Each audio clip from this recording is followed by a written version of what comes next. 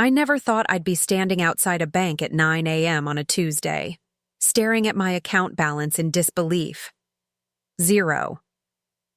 The college fund my grandparents had started for me when I was born, the one my parents had been contributing to for 21 years, was completely empty. Not just low, not just reduced, empty.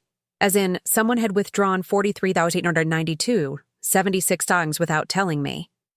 And that someone was supposed to love me more than anyone else in the world. Before we jump back in, tell us where you're tuning in from, and if this story touches you, make sure you're subscribed, because tomorrow I've saved something extra special for you. But I'm getting ahead of myself. My name is Emma Mitchell, and this is the story of how I discovered just how far my parents would go to please my brother, and how I finally found the courage to stand up for myself, even if it meant bringing our whole family crashing down. It was supposed to be a celebration.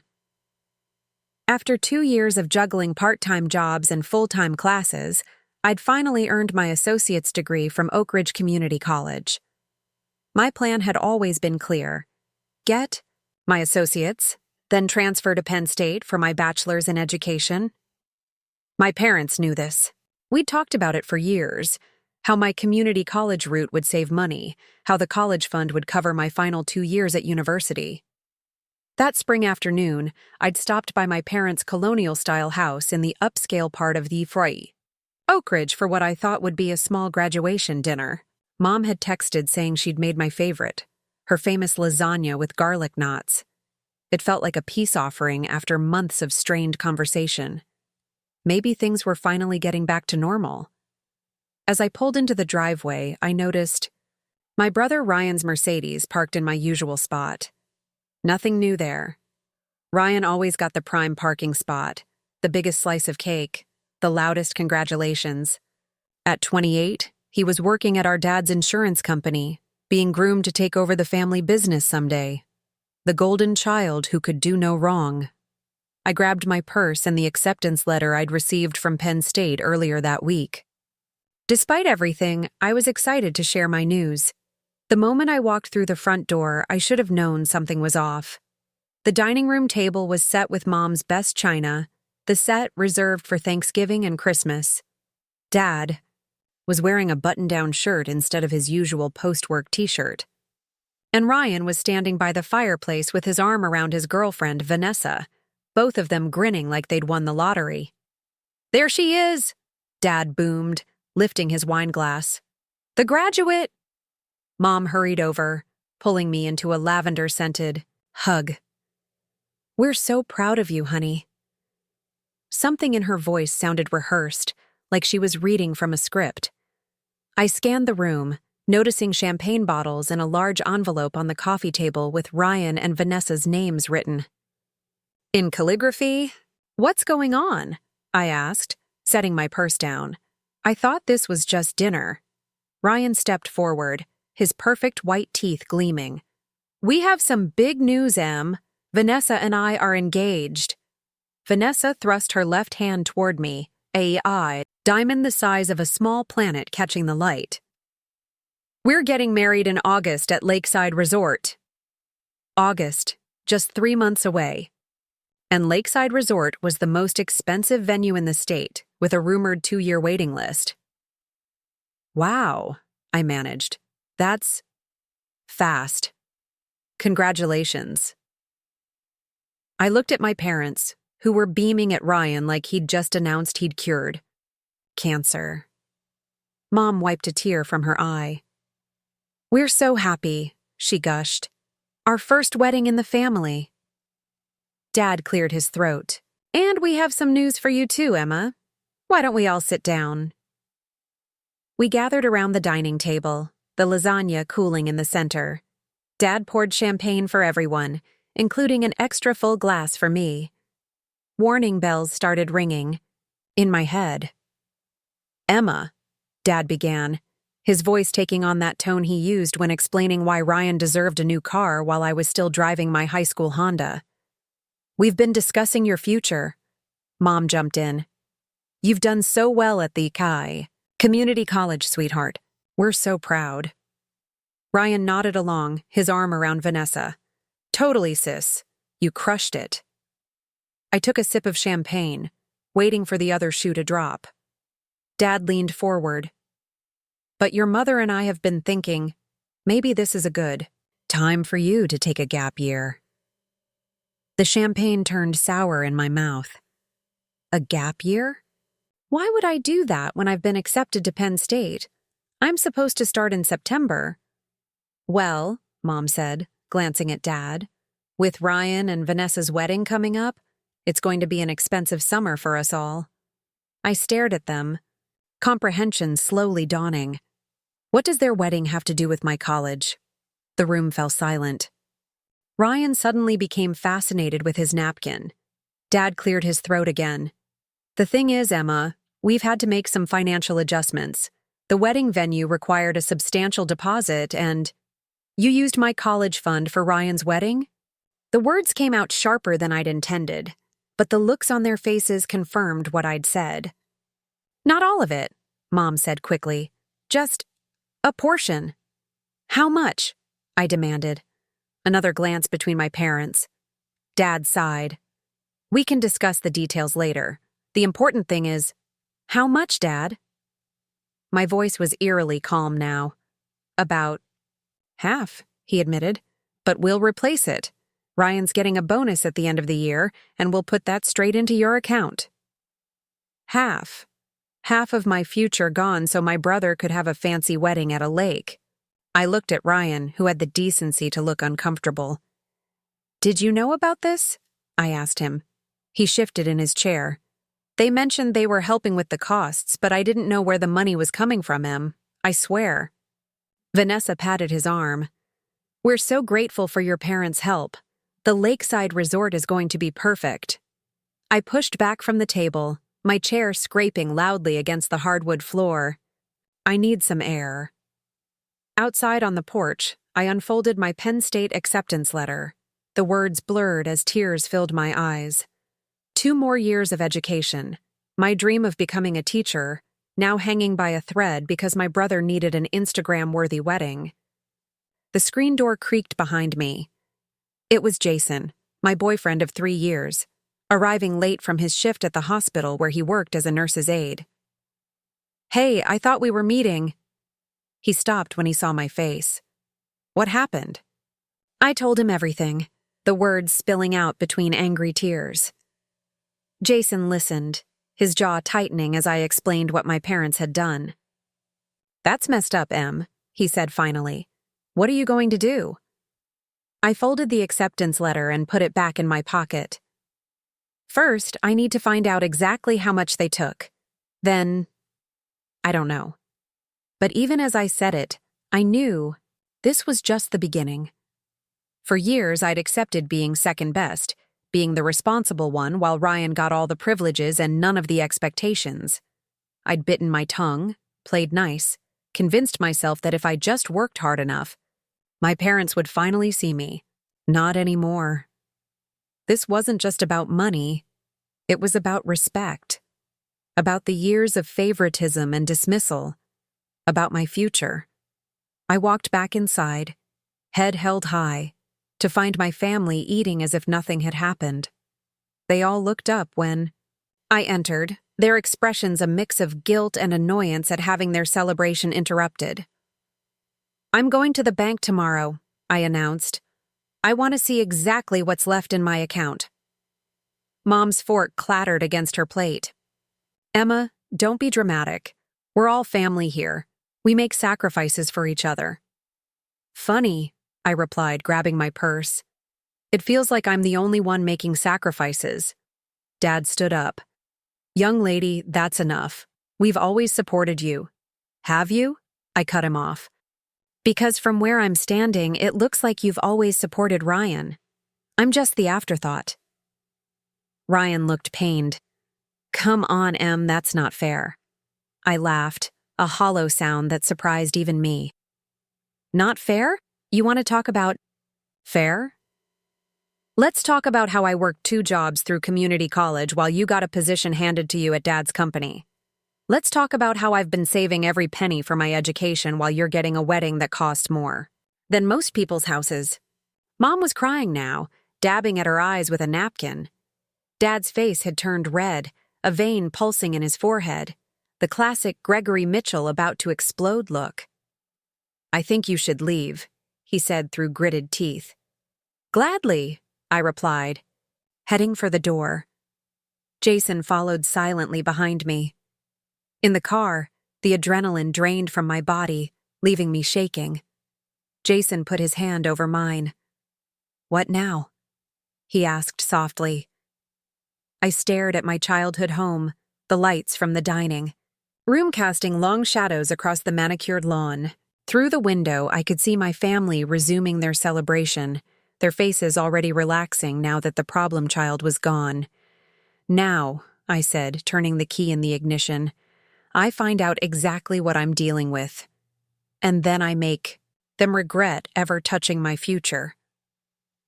Little did I know, the next morning at the bank would reveal something far worse than I had imagined, and set in motion a series of events that would change our family forever. Part 2. The Betrayal. Tuesday morning dawned bright and clear, the kind of spring day that usually filled me with optimism. Not today. Today, I was on a mission. The Oakridge First National Bank was quiet when I arrived, just a few retirees chatting with tellers they'd known for decades. Preparing and narrating this story took us a lot of time, so if you are enjoying it, subscribe to our channel. It means a lot to us. Now back to the story. I approached the customer service desk, where a woman with a kind face and a nameplate reading Margaret greeted me. "How can I help you today?" she asked. "I need to check on an account," I said, pulling out my ID. "It's a college fund set, up by my grandparents. I'm supposed to be the only one with access now that I'm over 21, but I think there might be an issue." Margaret's fingers flew over her keyboard. "What's the account number?" I gave her the information, and her brow furrowed as she stared at her screen. "Is something wrong?" I asked, my stomach clenching. "I'm just checking the transaction history," she said carefully. "There have been several large withdrawals in the past month. How much is left?" She turned the monitor slightly so I could see. "The balance? $0? 0 zeros?" My legs nearly gave out. I gripped the edge of the desk. "That can't be right. There should be over $40,000 in there." "I'm sorry, Ms. Mitchell. According to our records, the account was emptied completely 3 days ago. A cashier's check was issued for the full amount of $43,192.76. "Who authorized that? I didn't sign anything." Margaret clicked through a few more screens. "It appears the withdrawal was authorized by—" She paused, glancing up at me with sympathy. "Deborah Mitchell. She's listed as a co-trustee on the account." My mother, of course. They hadn't just taken half. They'd taken everything. "Can I see the transaction history for the past 6 months?" Margaret printed it out for me, and I scanned the pages with growing horror. What I had assumed was a recent decision, a one-time raid on my college fund, was actually a systematic draining of my account over months. Small withdrawals at first, then larger ones, culminating in the final clean-out 3 days ago. Just in time for the down payment on Ryan's wedding venue. I folded the papers and put them in my purse, thanking Margaret for her help. Outside the bank, I sat in my car and called Jason. "They took everything," I told him, my voice surprisingly steady. "Not just half, every penny." "Jesus, Em, what are you going to do?" I stared at the bank statement on my lap. "I need to talk to Aunt Cynthia." My dad's sister Cynthia had always been the family outlier, the one who spoke her mind regardless of consequences. She'd moved to Philadelphia years ago after a falling out with my dad, but we'd stayed in touch through occasional phone calls and social media. If anyone knew the unvarnished truth about my family, it would be her. I drove straight to the Daily Grind, the coffee shop where I'd arranged to meet her. Aunt Cynthia was already there when I arrived, her silver-streaked hair pulled into a messy bun, large sunglasses perched on her nose despite being indoors. She stood when she saw me, wrapping me in a hug that smelled of sandalwood and cigarettes. "Look at you," she said, holding me at arm's length. "The spitting image of your grandmother." We sat down with our coffees, and I wasted no time explaining the situation.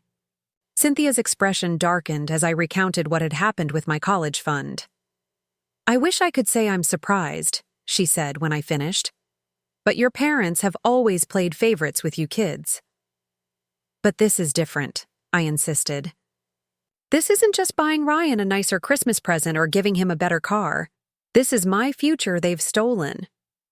Cynthia took a long sip of her coffee, studying me over the rim. "You know, you remind me so much of Eleanor, your grandmother. She never let anyone walk all over her either." She set down her cup. "Have you ever wondered why your parents bend over backward for Ryan? Why nothing he does is ever wrong in their eyes?" I shrugged. "Because he's the boy? The firstborn? The future of the Mitchell insurance dynasty?" "It's more than that." Cynthia leaned forward, lowering her voice. "Did you know your parents got married just 2 months after they met?" I frowned. "I thought they dated for years in college." "That's the story they tell," she said with a wry smile. "The truth is, your mother was pregnant with Ryan. Very pregnant. They rushed the wedding, and Ryan came along just 6 weeks later, a premature baby who somehow weighed a very healthy 8 pounds. This wasn't exactly shocking. Plenty of people got married because of pregnancy. So they lied about their timeline. That doesn't explain why they favor him so much." "No, it doesn't," Cynthia agreed. "But there's more to it. Your father wasn't the only man your mother was seeing back then." My coffee turned cold in my hands as Aunt Cynthia continued talking, revealing a family history very different from the one I'd been told. By the time she finished, I understood why she and my father had fallen out, and what I needed to do next. I drove home to my small apartment near campus in a daze, the weight of family secrets pressing down on me. Jason was waiting, his worried face appearing at the window as I pulled up. "What did she say?" he asked as soon as I walked in. I set my purse down and slumped onto the couch. "A lot. More than I was prepared to hear." "About the money?" "About everything." I looked up at him. "Ryan might not be my father's biological son." Jason's eyes widened. "What?" "According to Aunt Cynthia, Mom was seeing someone else right before she got together with Dad. When she found out she was pregnant, she wasn't sure who the father was, but Dad, he was crazy about her apparently, agreed to marry her, raise the baby as his own." "And you think that's why they favor Ryan? Because your dad's overcompensating?" I shook my head. "It's more complicated than that. Mom comes from money, old money, but her parents threatened to cut her off if there was any scandal. So she and Dad created this perfect image. College sweethearts, planned pregnancy after marriage, the whole fantasy. Ryan became the physical proof of their lie." "Do you think Ryan knows?" "No," I said firmly. "And I don't think Dad does. Either, not for sure. But he's always had his suspicions. It's why he's pushed Ryan so hard to be like him. Same job, same hobbies, same everything. He's been trying to make Ryan a Mitchell through sheer force of will." Jason sat beside me, taking my hand. "So what now? Are you going to tell them you know?" I leaned back, thinking of the bank statement in my purse, of years of being second best, of the Penn State acceptance letter that now seemed like a cruel joke. "Not yet," I said finally. "First, I need proof, and then I need a plan." The next morning, I called Penn State to discuss deferring my enrollment. Then I called the financial aid office to see what grants and loans might be available. The answers weren't encouraging. I'd missed most deadlines for the fall semester. While I was still on the phone, another call came through, my mother. I let it go to voicemail. Then another call, this time from Ryan. I ignored that one too. After my third call with yet another unhelpful financial aid officer, I checked my messages. Emma, it's Mom. We need to talk about what happened. Your father and I love you very much and we want to explain. Please call us back. Delete. Hey, Em, it's Ryan. Look, I feel terrible about what happened. I had no idea they were using your college money for the wedding. Vanessa and I want to meet with you, maybe help figure something out. Call me, okay? Delete. The third message was from my father. His voice was tight, controlled. Emma, this has gone on long enough. You're making your mother cry. We're having a family dinner Friday night, and I expect you to be there so we can sort this out like adults. 7 o'clock, don't be late. I almost deleted this one too, but stopped myself. A family dinner, everyone in one place, perfect. I spent the next 2 days preparing. First, I drove to Philadelphia, to the law office where my mother's former boyfriend now worked as a partner. Getting in to see Alan Prescott was easier than I expected. I simply told the receptionist I was Deborah Mitchell's daughter and had some family documents that needed his signature. When I walked into his office, I knew immediately that Aunt Cynthia had been telling the truth. Alan Prescott had the same cleft chin as Ryan, the same set to his shoulders. He looked up from his desk, confusion crossing his face. Can I help you? Mr. Prescott, my name is Emma Mitchell. Deborah Mitchell is my mother. His face paled slightly, but he recovered quickly. Debbie's daughter? Well, this is a surprise. Please, sit down. I remained standing. I'll be brief. I believe you had a relationship with my mother shortly, before she married my father. He adjusted his tie. That was a long time ago. Yes, 28 years ago. Around the same time, my brother Ryan was conceived. To his credit, Alan Prescott didn't play dumb. He gestured to the chair again, and this time I sat. Does your mother know you're here? He asked. No. And I'd like to keep it that way for now. He studied me for a long moment. What exactly are you looking for, Ms. Mitchell? The truth, and possibly a DNA test. His eyebrows shot up. That's quite a request. My parents just emptied my college fund to pay for Ryan's wedding, I said bluntly. I think I'm entitled to ask for a few answers in return. We talked for nearly an hour. By the time I left, I had everything I needed, including a sealed envelope with a DNA testing kit and a signed affidavit about his relationship with my mother. The second part of my preparation involved visiting my grandmother Eleanor's house. Though she had passed away 3 years ago, the house remained in the family, maintained but unoccupied. I still had a key. In the attic, I found what I was looking for: boxes of family photos, letters, and diaries. I spent hours sifting through them, finding evidence that supported Aunt Cynthia's story. Hastily rescheduled wedding invitations, letters from friends congratulating my mother on her surprise pregnancy, photos where she was clearly pregnant in a wedding dress that had been altered to accommodate her belly. But the real treasure was my grandmother's diary from that year. As I flipped through the pages, one entry made me pause. April 15th, 1995. Debbie told us today she's expecting. Greg seems thrilled, though I wonder if he knows the whole story. She was still seeing that lawyer just weeks ago. I've said nothing, of course, it's not my place. But I've set aside some money for the baby, and another fund for any future children. Debbie has made her choice, and I pray it's the right one for all involved.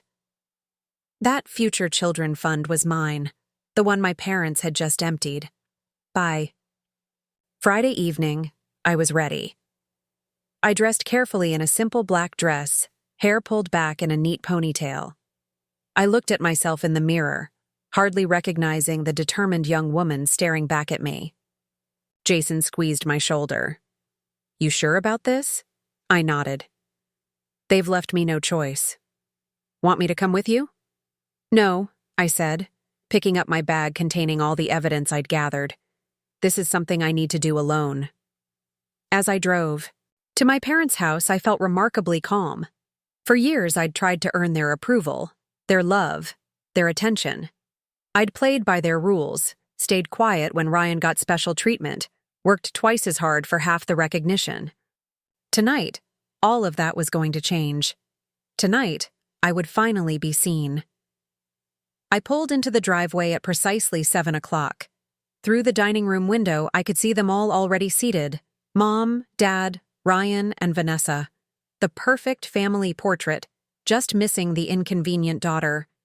Taking a deep breath, I walked up to the front door, ready to reveal the secret that would change everything. The Mitchell family home looked different to me now.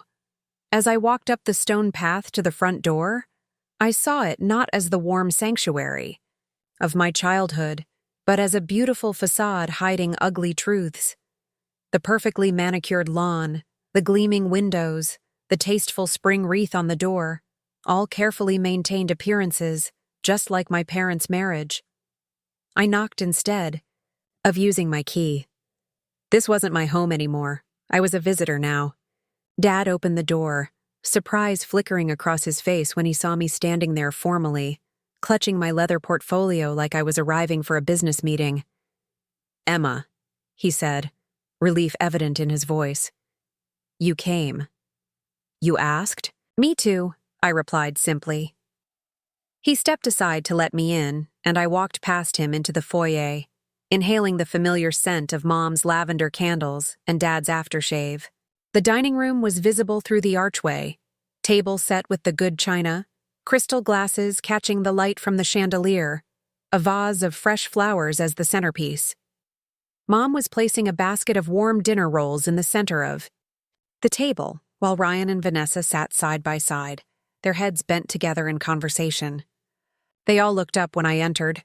Mom's face broke into a smile that didn't quite reach her eyes. "Emma, sweetheart, I'm so glad you decided to join us." Ryan stood awkwardly. "Hey, Em."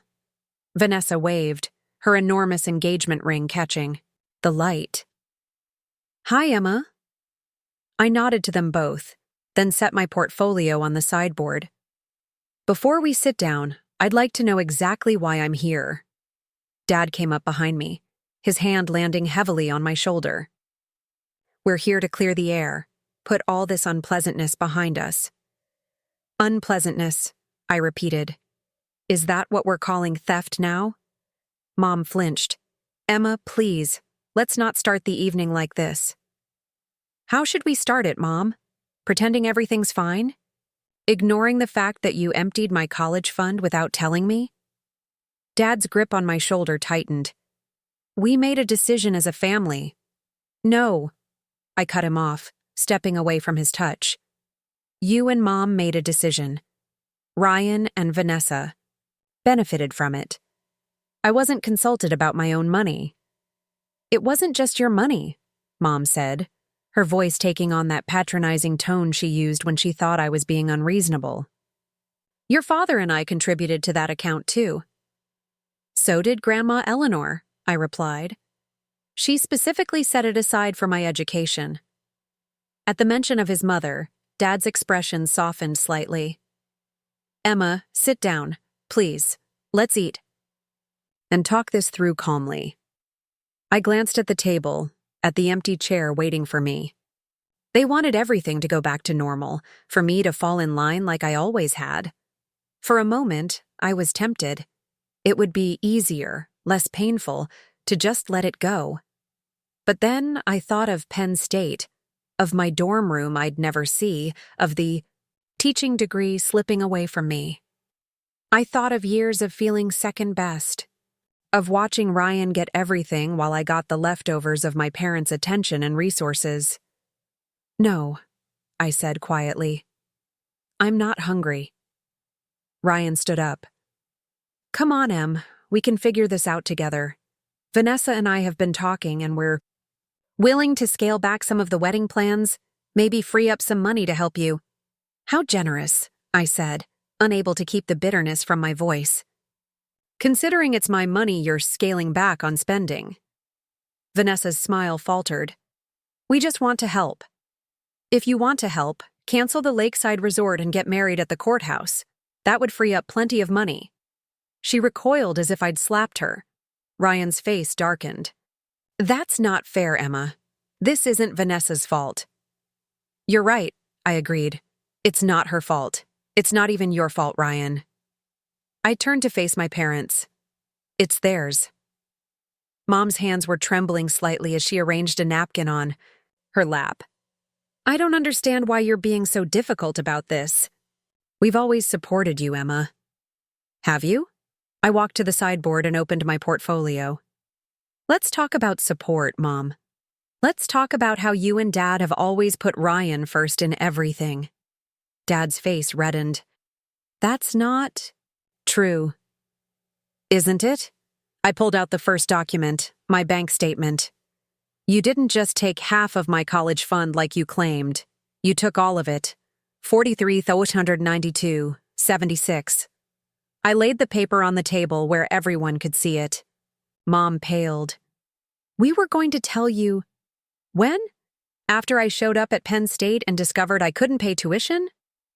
We would have figured something out, Dad insisted. Ryan's bonus is months away and nowhere near enough. I finished. For him. You knew that. You knew exactly what you were doing. Ryan was staring at the bank statement, genuine shock on his face. Mom, Dad, you said it was just part of the fund. Dad shifted uncomfortably. The wedding venue required a larger deposit than we expected. And my education required exactly what Grandma Eleanor set aside, I countered. But you decided Ryan's wedding was more important. It wasn't like that, Mom protested. We were just trying to make sure Ryan and Vanessa had the perfect start to their marriage. While ensuring I couldn't finish college, I added. The room fell silent. I could see them struggling to find justifications, the same way they always did when their favoritism toward Ryan became too obvious to ignore. Finally, Dad sighed heavily. Emma, what do you want from us? An apology? Fine, we're sorry. We should have discussed it with you first. You should never have touched it at all, I corrected him. But an apology isn't enough anymore. Then what do you want? Mom asked, an edge creeping into her voice. Money? We've told you as soon as we can. I want the truth, I interrupted. The whole truth, for once in this family. What are you talking about? Dad frowned. I pulled out my second piece of evidence, a photocopy of Grandma Eleanor's diary. Entry. I visited Grandma's house yesterday, found some interesting reading in the attic. Mom's face drained of color as I placed the diary page on the table. Where did you get that? Like I said, Grandma's house. She kept diaries her whole life, did you know that? Documented everything including the real timeline of your relationship, Mom? Dad reached for the paper, scanning it quickly. His expression remained unreadable, but I noticed how his jaw tightened, the same way it did when he was processing bad news about an insurance claim. What is this supposed to prove? He asked, his voice unnaturally calm. That Mom was already pregnant with Ryan when you got married? That she'd been seeing someone else just before you? That Grandma Eleanor suspected Ryan might not be? That's enough! Dad slammed his hand down on the table, making the silverware jump. I don't know what kind of game you're playing, Emma, but this is crossing a line. Ryan looked bewildered, his gaze darting between our parents. What is she talking about? Mom was gripping her napkin so tightly her knuckles had turned white. Nothing. She's upset about the money and trying to hurt us. I'm trying to get answers, I corrected her. About why Ryan has always been the favorite child. Why nothing he does is ever wrong. Why he gets everything handed to him while I have to fight for scraps of your attention. That's absurd, Dad scoffed, but his eyes never met mine. Is it? I pulled out my third piece of evidence, a manila envelope. I went to see Alan Prescott yesterday. The glass Mom was lifting to her lips slipped from her grasp, shattering on the hardwood floor. No one moved to clean it up. You what? She whispered. Alan Prescott, I repeated. Your old boyfriend, the one you were still seeing weeks before. You suddenly decided to marry Dad." Ryan stood up so abruptly his chair tipped over backward. "What the hell is going on?" Dad hadn't moved, his eyes fixed on the manila envelope in my hands. "Emma, whatever you think you know, I know Mom was dating 2 men at once," I said, my voice steady despite the chaos unfolding around me. "I know she got pregnant and wasn't sure who the father was. I know she chose you, Dad, because the Mitchells had money and respectability, and Alan was just a law student then." "That's not true," Mom cried, tears streaming down her face. "Greg, tell her it's not true." "But—" Dad said nothing, his silence more damning than any denial could have been. Vanessa looked like she wanted to sink through the floor. Ryan's face had gone from confused to horrified. "Mom?" he said, his voice suddenly childlike.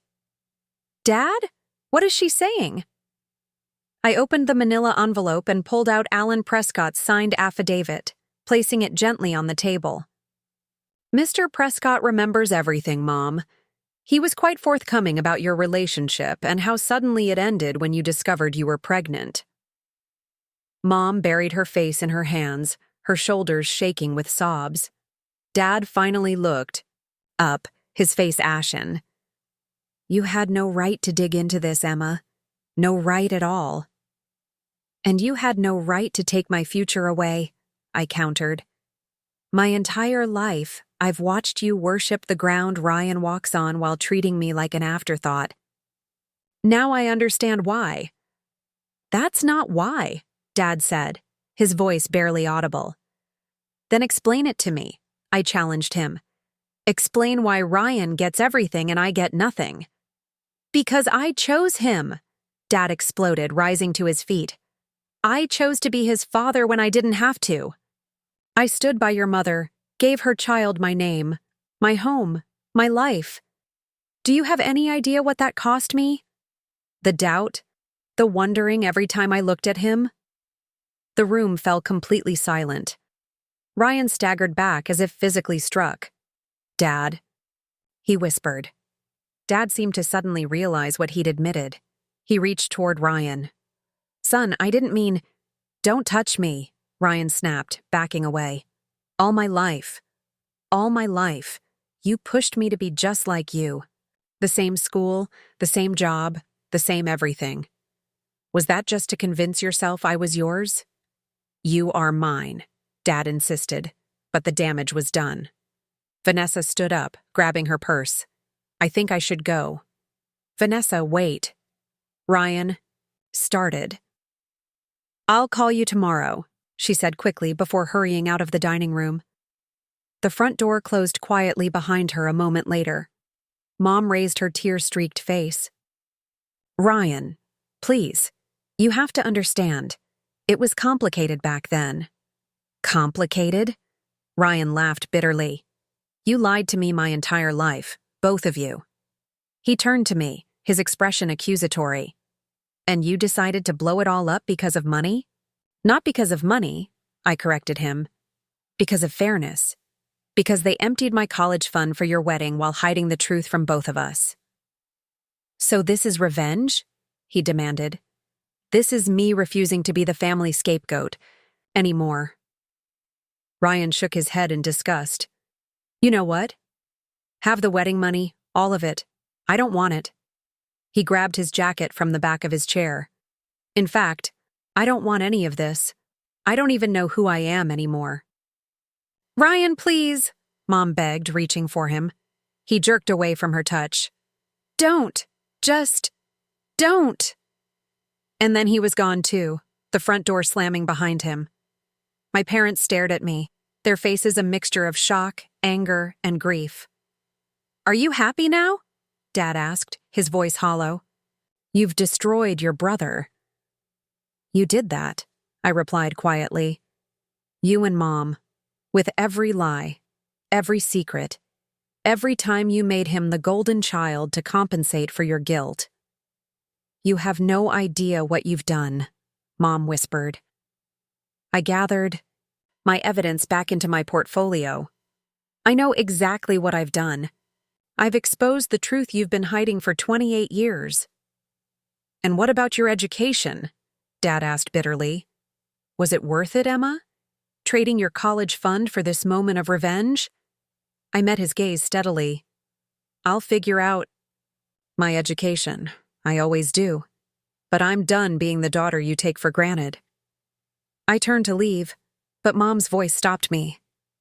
If you walk out that door, she said, her voice shaking with emotion, don't expect us to welcome you back. I paused, feeling a momentary flash of uncertainty. Despite everything, these were my parents. This was the only family I'd ever known. But then I thought of the empty bank account, of years of feeling invisible in my own home, of the relief on Ryan's face every time he realized he'd escaped consequences for something I would have been punished for. Goodbye, Mom, I said softly. Goodbye, Dad. I walked out of the house, closing the door gently behind me.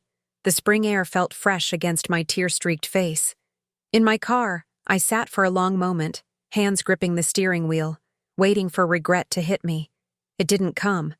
Instead, I felt something unexpected. Freedom. The truth was finally out, for better or worse. I didn't have to pretend anymore, didn't have to compete for scraps of attention, didn't have to watch Ryan get preferential treatment while I stood in the shadows. I started the car and drove away from my childhood home, not looking back. Jason was waiting at my apartment, pacing anxiously, his face filled with concern when he saw me. How did it go? He asked, pulling me into a hug. Exactly. As expected, I replied, my voice muffled against his shoulder. Nuclear. I told him everything. The stunned looks, the shattered glass, the shouting, Ryan storming out, my parents' ultimatum. Jason listened without interrupting, his arm around me on the couch. So what happens now? He asked when I finished. I don't know, I admitted. I just blew up my entire family. I probably won't be invited to Ryan's wedding, if there even is a wedding after this. Do you regret it? I considered the question carefully. I regret that it had to come to this. I regret that my parents left me no choice. But I don't. Regret standing up for myself, finally. He squeezed my shoulder. And what about Penn State? One problem at a time, I sighed. I've got some money saved from work. Maybe I can get a loan or more scholarships. I'll figure it out. But even as I said it, I knew the path forward wouldn't be easy. Without my college fund, without my parents' support, the road to my teaching degree had just gotten much steeper. Jason kissed the top of my head. Whatever happens, I'm here. We'll figure it out together. I leaned against him, exhausted, but strangely at peace. The truth was out. The secrets were exposed. For the first time in my life, I felt like I could breathe freely, even if I wasn't sure what came next. My phone buzzed. A text from Ryan. We need to talk. Meet me at Riverside Park tomorrow, 10 a.m., just you. I showed it to Jason, who frowned. Are you going to go? Yes, I said without hesitation. He deserves that much. The next morning dawned cool and overcast, the gray sky matching my mood as I drove to Riverside Park. This had been our childhood playground, where Ryan had taught me to ride a bike, where we'd fed ducks and built snowmen and carved our initials, into the old oak tree by the water, before the favoritism had become obvious, before the distance had grown between us, before I'd shattered the foundation of his identity with the truth about our parents. I found him sitting on a bench overlooking the river, hunched forward with his elbows on his knees, looking like he hadn't slept all night. When he saw me approaching, he straightened up but didn't smile. Thanks for coming, he said as I sat beside him, leaving enough space between us for our new reality. How are you? I asked. He laughed mirthlessly. How do you think? I just found out my entire life might be a lie. That the man I thought was my father might not be. That my mother lied to both of us. I'm sorry it came out like that, I said, And I meant it. I never wanted to hurt you, Ryan. Just Mom and Dad. Right? His voice was bitter. I wanted them to face the consequences of their actions. Yes. He stared out at the river for a long moment. I called off the wedding. What? Ryan? No. Vanessa deserves better than this mess. He cut me off.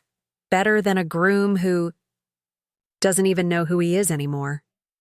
You're still you, I said gently. Nothing's changed about who you are as a person. Everything's changed, Emma. He turned to look at me, his eyes bloodshot from crying or lack of sleep. Maybe both. Did you know I've been working on a surprise for you? I was going to announce it at the rehearsal dinner that Vanessa and I were going to use half of our wedding gift money to replace what Mom and Dad took from your college fund. I felt like I'd been punched in the stomach. Ryan, but I guess that doesn't matter. Now does it? Because you've decided I'm the enemy. That I've had this perfect life at your expense. That's not... You think I don't know they favor me? He continued, his voice rising.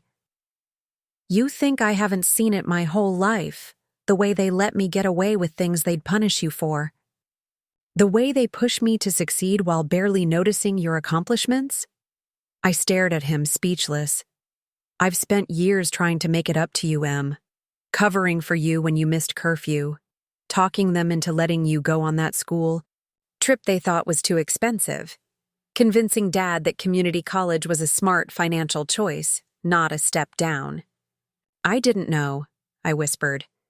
Because you decided I was the villain in your story, he said wearily. The golden child who could do no wrong. Shame washed over me. Had I been so focused on being the victim that I'd missed Ryan trying to be my ally? I'm sorry, I said, the words inadequate for the moment. He sighed, deflating slightly. I get why you did it. I do. What they did with your college fund was wrong. But did you have to burn everything down to make your point? I had no answer for that. In my determination to expose the truth, I hadn't stopped to consider all the casualties, including my relationship with my brother. What did Mom and Dad say after I left? Ryan asked. Not much. Mom said not to come back if I walked out. He nodded as if this confirmed something. They've been calling me non-stop. Dad left about 20 messages swearing I'm his son, that it doesn't matter what a DNA test might say. Mom just keeps crying. Are you going to take a test? I asked cautiously. Ryan looked down at his hands. I don't know. Part of me wants the truth. Part of me is terrified of it. Whatever you decide, it won't change who you are to me, I said softly. You're still my brother. He looked at me then, really looked at me, and I saw something shift in his expression. Even after everything? Even after everything. We sat in silence for a while, watching the river flow past, each lost in our own thoughts. Finally, Ryan spoke again. So what happens now? With college, I mean. I shrugged. I'll figure something out. I always do. I still have the money from canceling the venue deposit, he said. It's not all of what they took, but it's a start. I turned to him, surprised. Ryan, I can't take your money. It's not my money, he corrected me. It's your money. Always was. But your wedding can wait. If Vanessa and I get through this, we'll have a smaller ceremony. Something we can actually afford. I felt tears welling up. Why would you help me after what I did? He sighed heavily. Because we're family, Em. Real family. Not the fake version Mom and Dad created, but you and me against the world, like when we were kids. I remembered those days, before the favoritism had become so obvious, when Ryan was just my big brother who taught me to ride a bike and scared away the monsters under my bed. I've missed that, I admitted. Me too. He hesitated, then asked, Do you think we can get back to that, after everything? I thought about it. The road ahead wouldn't be easy, not for any of us. There would be difficult conversations, painful truths, relationships to rebuild or let go. I think we can try, I said finally. Ryan nodded, a ghost of a smile touching his lips. I'd like that. As we sat there by the river, I realized that the family secret I'd exposed had destroyed one version of our family, but might have created space for a more honest one to emerge. Ryan and I had a chance to build a real relationship, based on truth rather than the roles our parents had assigned us. It wasn't the outcome I'd expected when I'd walked into my parents' house with my evidence and anger. But maybe, just maybe, it was the one we all needed. The future was uncertain. My education, Ryan's paternity, our relationships with our parents. But for the first time in years, I felt like Ryan and I were on the same side again. And that, at least, felt like a beginning rather than an end. 3 days after my conversation with Ryan at Riverside Park, I woke to a series of text messages from Vanessa. She wanted to meet for coffee, just the two of us. I stared at my phone, unsure how to respond. Vanessa and I had never been close. She'd always felt more like an extension of Ryan's golden child status than a person in her own. Right, but something in her messages seemed genuine. I need to understand what happened, she'd written. Not just for Ryan, but for me. I agreed to meet her at the Daily Grind that afternoon. The coffee shop was busy with the lunchtime crowd when I arrived. Vanessa was already there, seated at a corner table away from the windows, wearing large sunglasses despite being indoors. When she saw me, she slipped them off, revealing red-rimmed eyes.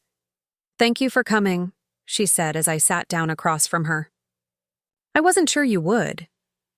Honestly, I wasn't sure either, I admitted. A barista brought over 2 cups of coffee. Vanessa must have ordered for me. I took a sip, surprised to find it prepared exactly how I liked it. 1 sugar, splash of almond, milk. "Ryan told me how you take it," she explained, noticing my expression. "Thanks." I wrapped my hands around the warm mug. "So, you and Ryan are talking?" She nodded. "We're figuring things out. The wedding's off, as you probably know, but we're still together, trying to work through this." "I'm sorry about the wedding," I said, and found that I meant it. "That wasn't my intention." Vanessa studied me for a moment. "What was your intention? Emma? To hurt your parents? To hurt Ryan?" I took another sip of coffee, considering my answer. To be honest, I'm not sure I thought that far ahead. I just wanted them to face the truth for once. The truth about Ryan's father? That and the fact that they've always favored him over me. That they stole my future to give him a perfect wedding. Vanessa flinched slightly. "I didn't know about the money, Emma. Not the full amount anyway. Your parents told us they were contributing, but Ryan and I assumed it was coming from their savings." "Would it have mattered if you'd known?" She looked down at her coffee. "I'd like to think so. My parents don't have much, you know. My dad's a high school teacher. My mom works at the library. When your parents offered to pay for Lakeside, it seemed like a dream come true." I softened. Slightly. I'd always assumed Vanessa was just another person benefiting from my parents' preferential treatment of Ryan, but perhaps she'd been caught in the middle too. "Ryan said he offered you the venue deposit," she continued. "He did. I told him I couldn't take it." "But you should," Vanessa insisted. "It's your money. We should never have accepted it in the first place." I shook my head.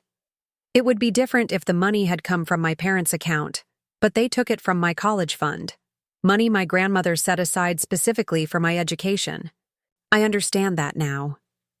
Vanessa twisted her engagement ring, still on her finger despite the canceled wedding. "That's actually why I wanted to meet with you. I have a proposition." I raised my eyebrows. "What kind of proposition?" "I work at Morgan Financial, as you know.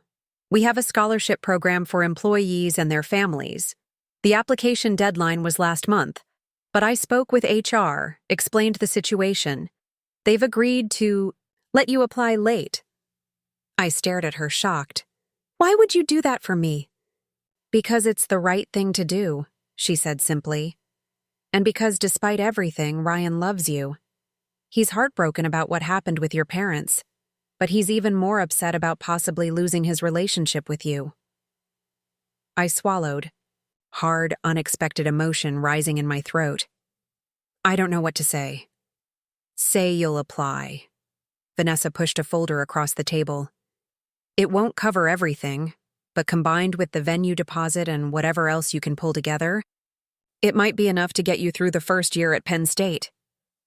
I opened the folder, scanning the application materials. It was a legitimate opportunity, one I wouldn't have known about without Vanessa's help.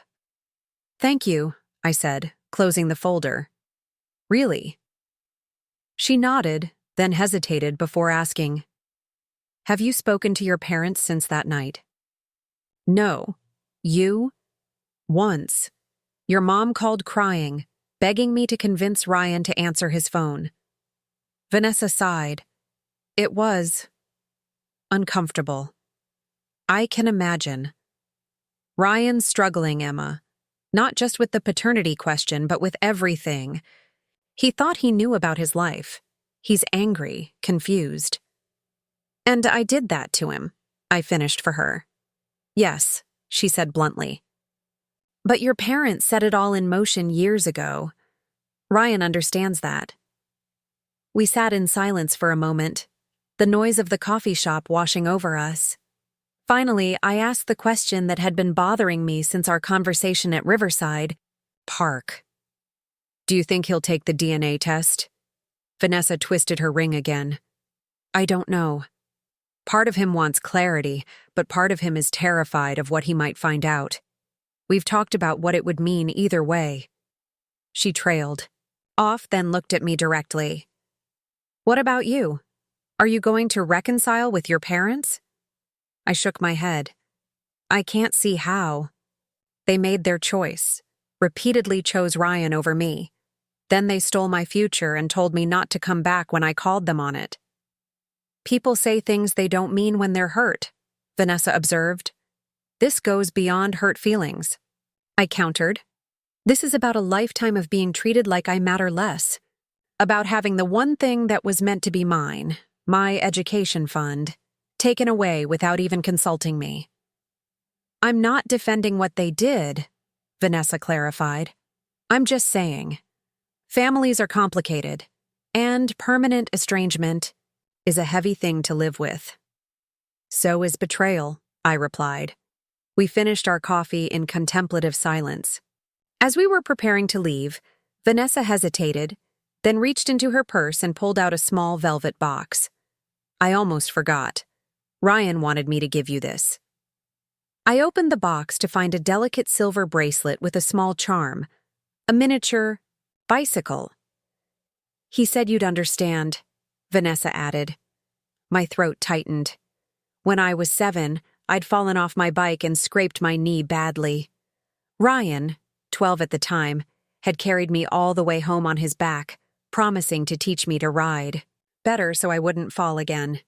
And he had, spending hours running alongside my bike until I could ride confidently on my own. Before the favoritism had become impossible to ignore. Before we'd grown apart. When he was just my big brother who looked out for me. Tell him. I swallowed hard. Tell him I remember. Vanessa nodded, a small smile touching her lips. I will. As I walked home from the coffee shop, the scholarship application in one hand and Ryan's bracelet in the other, I felt something I hadn't expected. Hope. Not for reconciliation with my parents, perhaps, but for a path forward with my education and a new relationship with my brother. The next week passed in a blur of activity. I filled out the scholarship application Vanessa had provided, gathered recommendation letters from my community college professors, and researched additional financial aid options. Jason helped me draft essay after essay, proofread applications, and calculate budgets late into the night. What if none of this works out? I asked him one evening as we sat surrounded by paperwork on my apartment floor. What if I can't afford Penn State even with the scholarship and Ryan's deposit? Jason looked up from the FAFSA form he was reviewing. Then we come up with a plan B. Maybe you defer for a semester while you save more. Maybe you find a cheaper state school. Maybe you look into online options. But my dream has always been Penn State. I know, he said gently, and we're doing everything we can to make that happen. But your dream is teaching, Em. Penn State is just one path to get there. He was right, of course. I'd been so fixated on the specific route my life was supposed to take that I'd forgotten to focus on the destination. Still, I submitted my completed scholarship application to Vanessa the following day, with a mixture of hope and trepidation. It was a long shot, especially as a late applicant, but it was a chance. 2 days later, as I was leaving my shift at the bookstore, my phone rang with an unfamiliar number. Emma Mitchell? A crisp female voice asked when I answered. Yes, this is she. This is Diane Mercer from the Financial Aid Office at Penn State. I'm calling about your enrollment for the fall semester. My heart sank. This was it, the official notification that I couldn't attend because of insufficient funds. Yes, I managed. We've received some unusual communications regarding your account that I wanted to discuss with you directly. I frowned. What kind of communications? Well, Ms. Mercer continued, this morning we received a wire transfer in the amount of $43,092.76, designated specifically for your tuition and expenses. I nearly dropped my phone. I'm sorry, what? A wire transfer, she repeated. The full amount needed to cover your first year's tuition, room and board, and estimated expenses. It was accompanied by a letter stating that this payment was to replace funds that had been inappropriately diverted from your college account. My mind raced. Ryan had mentioned returning the venue deposit, but that wouldn't have been anywhere near $43,000. Who sent it? I asked, though I already suspected the answer. The transfer came from Gregory and Deborah Mitchell, Ms. Mercer said, confirming my suspicion. Are they relatives of yours? They're my parents, I said faintly. I see. Her tone softened slightly. Well, I wanted to confirm that we should apply these funds to your account. With this payment, you're fully covered for the upcoming fall semester. Yes, I said automatically. Yes, please apply the funds. After finishing the call, I stood frozen outside the bookstore trying to process what had just happened. My parents had returned the money. All of it. Not just what Ryan had recovered from the venue deposit, but the entire amount they'd taken. From my college fund. What did it mean? Was this an attempt at reconciliation, or just a way to assuage their guilt? And where had they gotten the money? The Lakeside Resort deposit wouldn't have covered half that amount. I was still standing there when my phone rang again. Ryan this time. Did you hear? He asked as soon as I answered. About the money? Yes. The Financial Aid Office just called me. They sold Dad's boat, Ryan said, and Mom's diamond earrings, the ones Grandma Eleanor gave her, and they took out a second mortgage on the house. I sat down heavily on a nearby bench. Why would they do that? To make things right, I guess. As right as they can, anyway. Have you been talking to them? Ryan sighed. A little. Not about the paternity thing. Neither of us is ready for that conversation yet. But about what they did to you? Yeah, we've talked.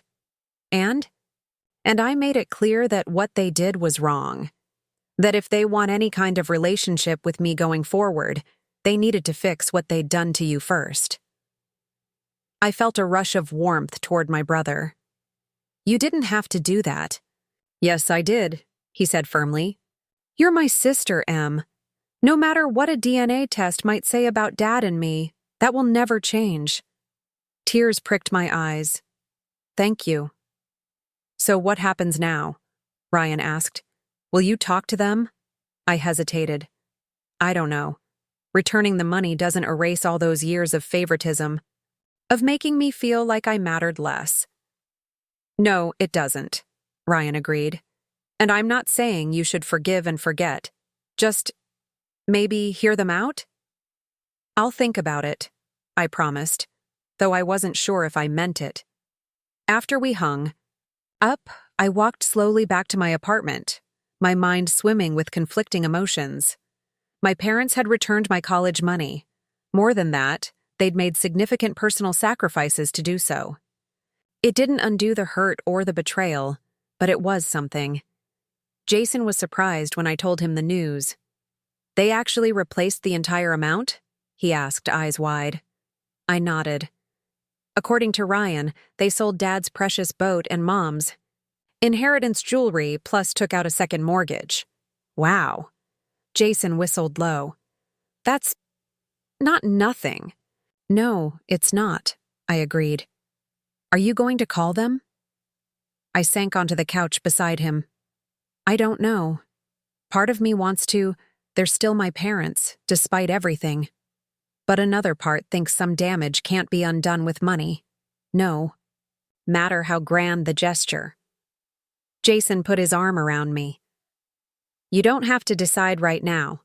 Take some time, think it through. That's the thing, I said, leaning against him. I've been thinking through my relationship with my parents.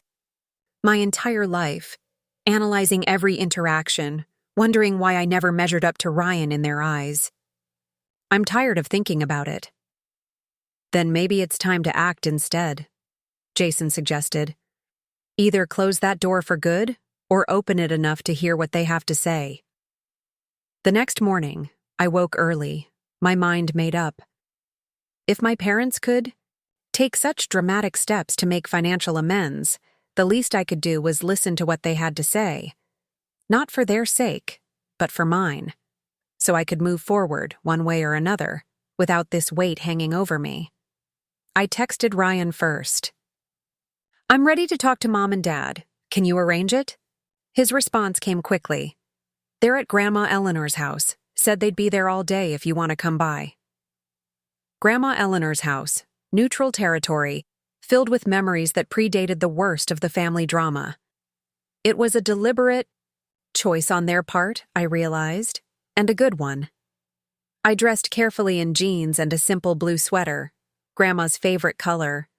As I drove the familiar route to her craftsman-style home on the edge of town, I tried to prepare myself for what was to come. No matter what my parents said, I wouldn't let myself be pulled back into old patterns. This conversation was about clearing the air, not about returning to the way things were. The house looked the same as it always had, meticulously maintained, even though Grandma had been gone for 3 years. The garden was blooming with spring flowers, and the porch swing moved gently in the breeze. For a moment, I could almost imagine Grandma sitting there, waiting to greet me with her warm smile and no-nonsense advice. You're stronger than you think, Emma Bean, she used to tell me. Don't let anyone make you believe otherwise. I took a deep breath and knocked on the door. Mom opened it, her face lighting up with cautious hope when she saw me. She looked different, older somehow, with new lines around her eyes and mouth that hadn't been there 2 weeks ago. Emma, she said softly, you came. Ryan said you'd be here, I replied, not quite ready for warmth. She stepped back to let me in. Your father's in the living room. I walked through the familiar hallway, past Grandma's collection of antique teacups and the gallery wall of family photos. Dad was standing by the fireplace, looking as uncomfortable as I'd ever seen him. When he saw me, he straightened up, his hands clasped tightly in front of him. Emma, he said, his voice rough. Thank you for coming. I nodded, not trusting myself to speak yet. I sat in Grandma's favorite armchair, feeling her presence all around us. Mom perched on the edge of the sofa. We got confirmation that the money was received by Penn State. Yes, I said. They called me yesterday. Good, Dad nodded. That's good. An awkward silence fell.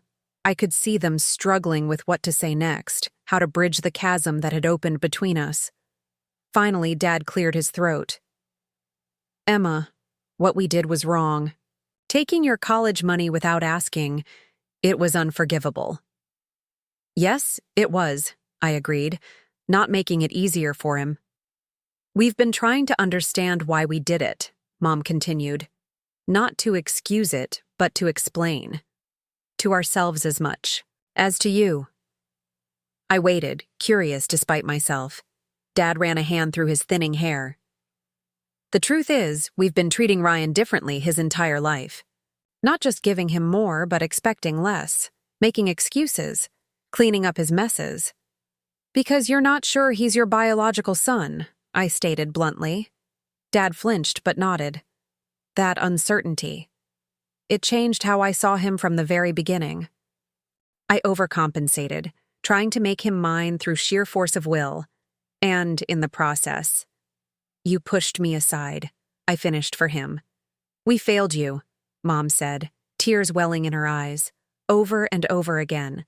The college fund was just the final straw. I felt a twinge of emotion but pushed it down. Why? Why take that money when you knew how important it was to me? Mom and Dad exchanged a look I couldn't quite interpret. We've been having financial problems, Dad admitted finally. The business hasn't been doing well for years. I've been too proud to admit it, too stubborn to change course. We remortgaged the house twice before the one we just took out. Maxed out credit cards. When Ryan announced his engagement and wanted this extravagant wedding. You could have said no, I pointed out. You could have told him the truth about your finances. We could have, Dad agreed. We should have. But we'd spent so many years creating this perfect image.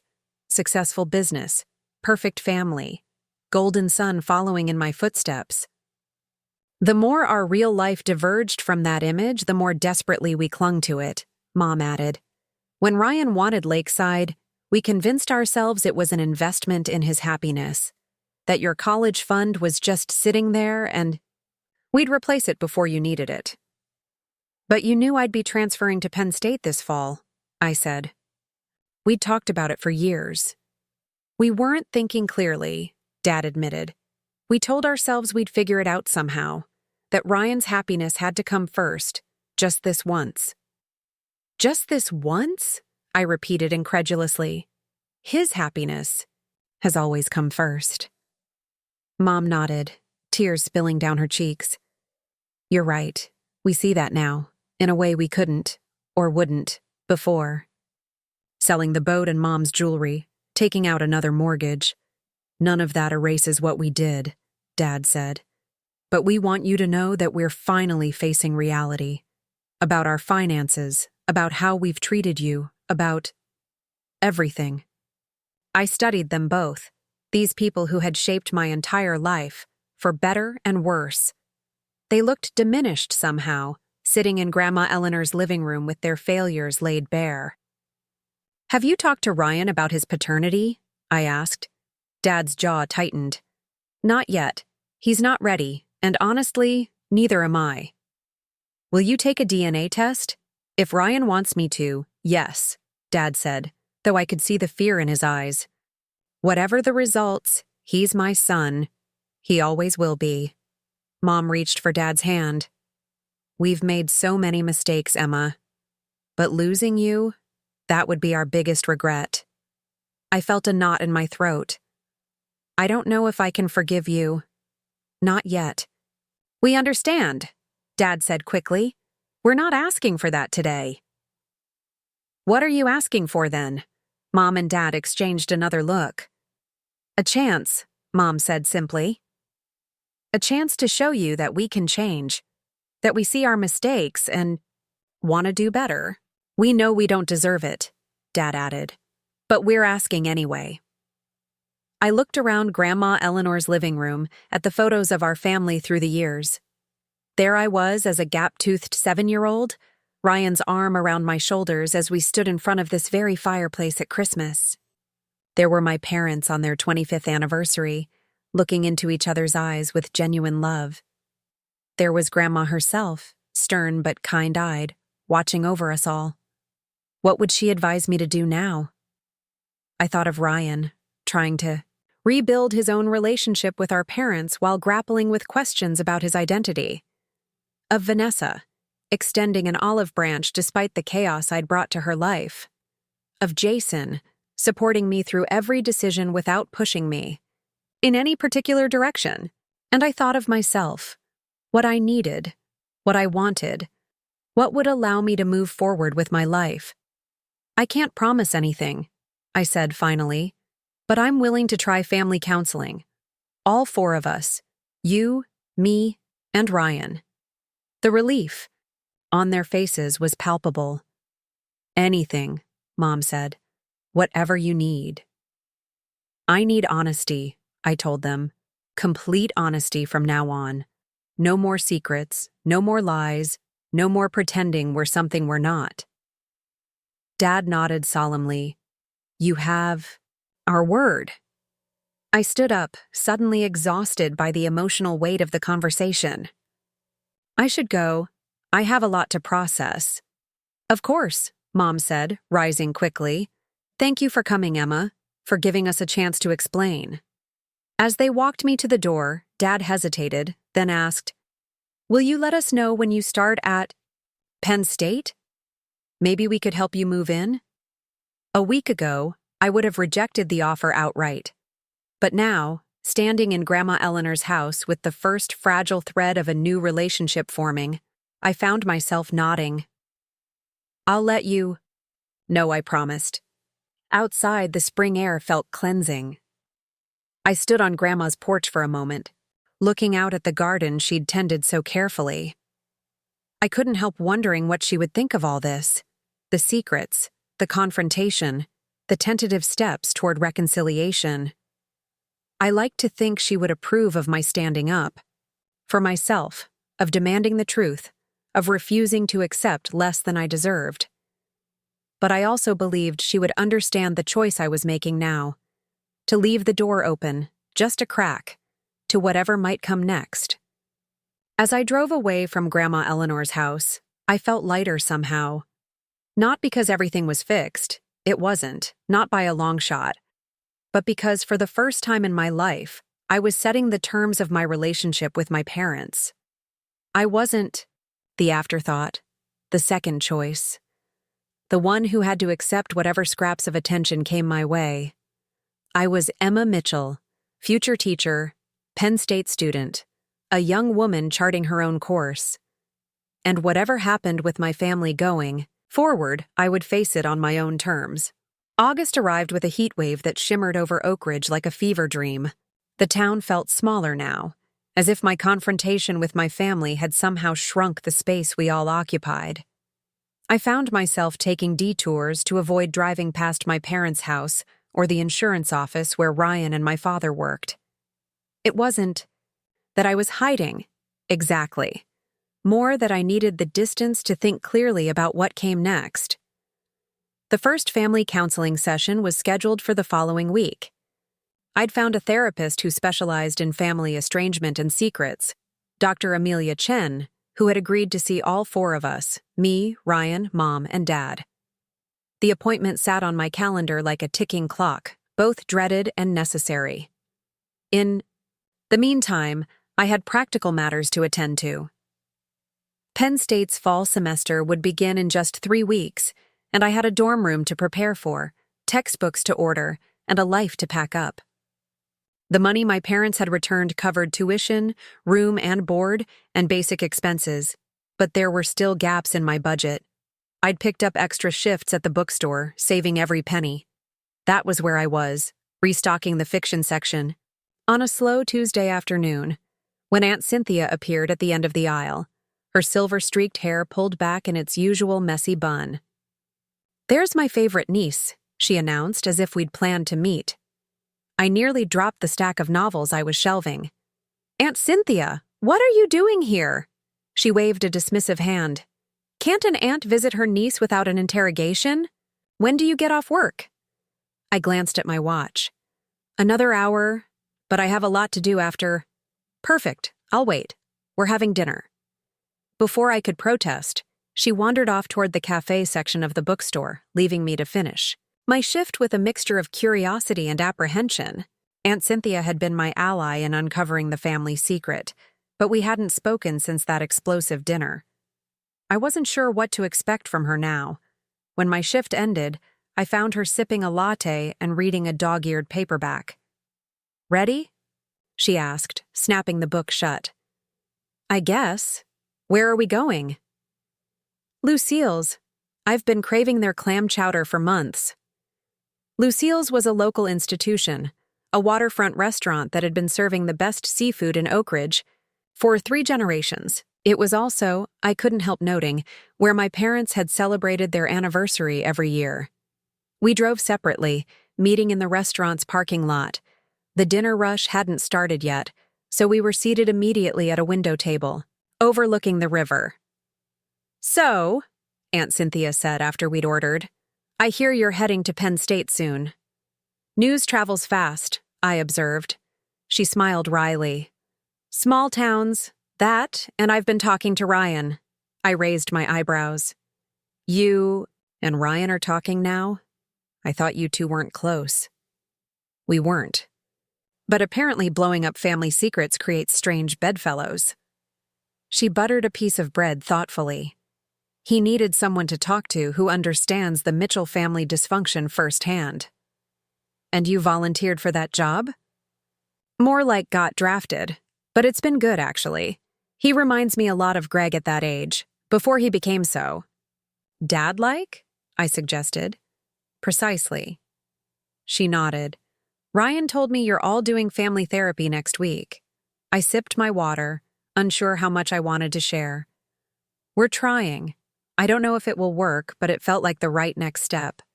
"Brave of you," Aunt Cynthia said, surprising me. "I never had the courage to sit in a room with your father and hash things out properly. Just cut and run to Philadelphia." "Do you regret that?" She considered the question. "Sometimes family is complicated. You can love people deeply and still need to protect yourself from them." Our food arrived. Clam chowder for Aunt Cynthia, grilled salmon for me. We ate in companionable silence for a few minutes before she spoke again. "I want to show you something." She reached into her oversized purse and pulled out a manila envelope. "If it's more evidence against my parents, I'm not sure I need it right now," I said cautiously. "It's not that." She slid the envelope across the table. "It's something your grandmother wanted you to have when the time was right. I think that time is now." I opened the envelope with hesitant fingers. Inside was a legal document, a trust agreement. My eyes scanned the formal language, widening when I reached the key details. "This is a separate trust fund? In my name?" Aunt Cynthia nodded. "Eleanor set it up when you were born. Only she and I knew about it. She made me the trustee, with instructions not to tell you until you were either 25 or needed to know you were valued, whichever came first." I stared at the document, noting the amount, $75,000, now closer to $100,000 with accumulated interest. "Why didn't you tell me about this when I first came to you? When I found out about my college fund being emptied?" Aunt Cynthia's expression turned sheepish. "I should have, but I was so focused on exposing Debbie and Greg's lies that I didn't think about the positive truths I could share instead." She reached across the table, covering my hand with hers. "I'm sorry for that, Emma. I let my own resentments color how I helped you." I sat back, processing this revelation. "So Grandma knew? About how they treated me compared to Ryan?" "Eleanor saw everything," Aunt Cynthia confirmed. "She loved you both, but she recognized the pattern early. That's why she set up separate funds for each of you, and why she created this additional trust just for you." I thought of my grandmother, her sharp eyes that never missed anything, her quiet way of evening the scales when she could. Why didn't she ever say anything to Mom and Dad? She tried, in her way, but Eleanor was from a generation that didn't confront things directly. She believed in practical solutions more than emotional confrontations. Like secret trust funds, I murmured. Exactly. Aunt Cynthia smiled sadly. The money becomes fully available to you on your 25th birthday, or upon completion of your undergraduate degree, whichever comes first. But as trustee, I can authorize distributions for educational expenses now, if you need them. Push the document back toward her. I don't. Mom and Dad replaced my college fund. I heard. She nodded approvingly. That was a start. But this money isn't about replacing what they took, Emma. It's about giving you options they can't control. It's about having a safety net that belongs only to you. I considered her words. The money my parents had returned came with invisible strings, an implicit expectation of forgiveness, of family reconciliation on their timeline. This trust from Grandma Eleanor felt different, a gift with no expectations attached. Thank you for telling me, I said finally, and for keeping it safe all these years. There's more. Aunt Cynthia pulled another envelope from her purse. A letter Eleanor wrote to you before she died. She asked me to give it to you along with the trust information. This envelope was smaller, cream-colored, with my name written in Grandma's careful handwriting. I opened it with trembling fingers. My dearest Emma, if you're reading this, then I'm no longer here, and Cynthia has determined that the time is right for you to know about the provisions I've made for your future. I've always seen something special in you, a quiet strength that reminds me of myself at your age. I've watched you grow up in your brother's shadow, always trying a little harder, always receiving a little less in return. It hasn't escaped my notice, and it hasn't been fair. While I love your parents deeply, they have their blind spots, as we all do. This money is yours, with no conditions attached. Use it to build the life you want, not the one others expect of you. Education, travel, a home of your own, whatever path you choose, I want you to walk it freely, without the constraints that financial dependence can place upon us. Remember that your worth has never been determined by how others see you, but by who you are and what you contribute to this world. You have always been enough, exactly as you are. With all my love, Grandma Eleanor tears blurred my vision as I finished reading. I could almost hear Grandma's voice, firm but kind, telling me the things I'd needed to hear for so long. She knew me, I whispered. Really knew me. Better than anyone, Aunt Cynthia agreed. Eleanor had a gift for seeing people clearly, without illusions. I carefully folded the letter and returned it to its envelope. Thank you for this. For all of it. Don't thank me, I'm just the messenger. Aunt Cynthia gestured to a passing server for the check. Now, about this family therapy session you've all agreed to. What about it? Go in with open eyes, Emma. Healing is possible, but it doesn't follow a neat timeline. And it doesn't require you to forget what happened or pretend it wasn't. As bad as it was. I nodded, taking her advice to heart. I'm trying to find the balance, standing up for myself without burning every bridge. That's all any of us can do. She signed the credit card slip, then fixed me with her penetrating gaze. Just promise me one thing? What's that? Don't settle. Not in your career, not in your relationships, and especially not in how you allow your family to treat you. Eleanor wouldn't want that, and neither do I. I promised, and we parted ways in the parking lot with a hug that felt more meaningful than any we'd shared before. As I drove home, Grandma's letter tucked safely in my purse, I felt a curious lightness. The trust fund itself was incredible, of course, a financial safety net I hadn't known existed. But more valuable was the message behind it. I had been seen, I had been valued, even when it hadn't felt that way. The following Monday, I found myself sitting in Dr. Chen's waiting room, anxiety churning in my stomach. I'd arrived early, needing time to collect my thoughts before facing my family. The room was painted a soothing sage green, with comfortable chairs and soft lighting. On the walls hung framed quotations about healing and growth. The door opened, and Ryan walked in, looking as nervous as I felt. He smiled when he saw me, crossing the room to sit in the chair beside mine. "Hey," he said, bumping his shoulder gently against mine. "How are you doing?" "Terrified," I admitted. "You?" "Same. I almost turned around twice on the drive here." "But you didn't." "No," he agreed. "Too important." We sat in companionable silence until the door opened again and our parents entered together. Mom's eyes were already red-rimmed, as if she'd been crying in the car.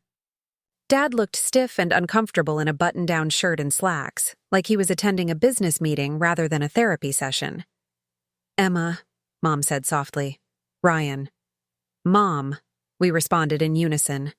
Dad nodded at us both, too choked up to speak. Before the awkwardness could deepen, the inner office door opened and Dr. Chen appeared. She was younger than I'd expected, maybe in her early 40s, with a calm, authoritative presence. "The Mitchell family?" she asked, though it was obvious from the tension radiating through the room. "Please come in." Her office was similar to the waiting room, calming colors, comfortable furniture arranged in a circle rather than confrontationally across from each other. We each took a seat, creating a loose diamond shape with Dr. Chen at one point. "Thank you all for coming today," she began. "I know this isn't easy, but it's an important step. Before we start, I want to establish some ground rules. Each person will have uninterrupted time to speak. We'll focus on I statements rather than accusations. And most importantly, we're here to listen and understand, not necessarily to solve everything in one session." We all nodded our agreement. "Good. Now, Emma, since you initiated this session, would you like to start by sharing what you hope to gain from our time together?" I took a deep breath, feeling the weight of all their eyes upon me. "I want to understand if we can have a relationship moving forward, and what that might look like. I don't want to pretend the past didn't happen, but I don't want to be defined by it either." Dr. Chen nodded encouragingly. "That's a thoughtful goal. Gregory, what about you?" Dad cleared his throat. "I want my family back. I want to understand where we went wrong and how to fix it." "Deborah?" Mom twisted her wedding ring nervously. "I want Emma to know how sorry we are and that we're committed to changing." "Ryan?" My brother shifted in his seat. "I want clarity about who I am, about my place in this family, and I want to make sure Emma gets what she needs this time." Dr. Chen looked at each of us in turn. "Those are all valid goals, though some may take longer than others to achieve. Let's start with the immediate issue that brought you here, the college fund." For the next 2 hours, we talked through what had happened. There were tears, mostly Mom's, raised voices, occasionally Dad's, moments of painful clarity, Ryan's, and steady, unwavering advocacy, mine. Dr. Chen guided the conversation skillfully, never allowing it to devolve into accusations or circular arguments. The most powerful moment came when Dad finally addressed the paternity question directly. "I've spent 28 years wondering," he admitted, his voice rough with emotion. "Not every day, but often enough. Looking for myself in Ryan's face, his mannerisms, his talents. Some days I was convinced, other days the doubt would creep back in." "And did that doubt affect how you treated Ryan compared to Emma?" Dr. Chen asked. Dad's eyes filled with tears. "Yes, I overcompensated. I wanted so badly to make him mine that I gave him everything: attention, opportunities, financial support. And in the process, I failed my daughter, who was unquestionably mine by blood." "Blood isn't what makes a family," Ryan said quietly. "No, it isn't," Dad agreed, meeting his gaze directly. And whatever a DNA test might say, you are my son in every way that matters. Have you decided whether to pursue genetic testing? Dr. Chen asked. Ryan and Dad exchanged a look. We've talked about it, Ryan said. And we've decided not to know, at least not right now. Whatever the biological truth, we're father and son. A DNA test won't change how we feel about each other, so what's the point? I watched them closely, noting the relief in Dad's eyes, the resolution in Ryan's. It wasn't the choice I would have made. I'd always believed that truth, however painful, was preferable to uncertainty. But it wasn't my choice to make. And how do you feel about that decision, Emma? Dr. Chen asked, noticing my expression.